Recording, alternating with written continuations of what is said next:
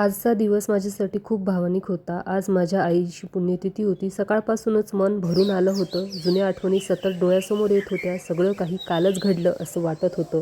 आईला जाऊन आज 12 वर्ष झाली. तेव्हा मी खूप लहान होते. पण जितका वेळ तिच्यासोबत घालवला ते सगळे क्षण आजही माझ्या हृदयात मी जपून ठेवले आहेत. माझी आणि आईची नातं खूप खास होतं. आई फक्त आई नव्हती, ती माझी सर्वात चांगली मैत्रीण होती. दिवसाची सुरुवात लवकर झाली. शेतात नैवेद्य घेऊन जायचं होतं.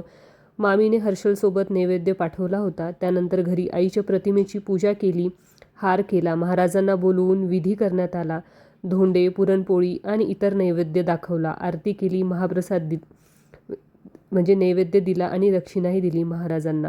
हे सगळं करताना मनात सतत आईच्याच आठवणी येत होत्या.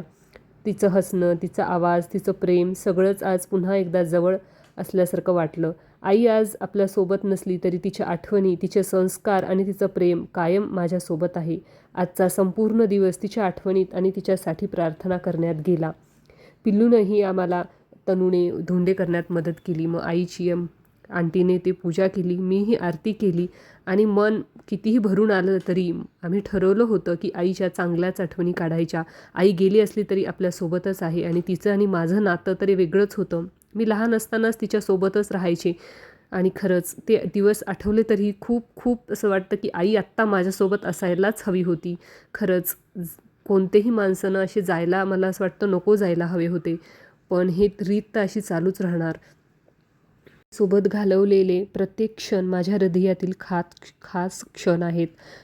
मी ते नेहमी आठवण काढत असते. माझी आणि आईची वेगळीच बॉन्डिंग होती. आम्ही फ्रेंड्स होतो. खूप आठवणी आहेत. मग सगळ्यांनी जेवण केलं आणि आजचा दिवस आईच्या आठवणीत खूप छान गेला. बाय.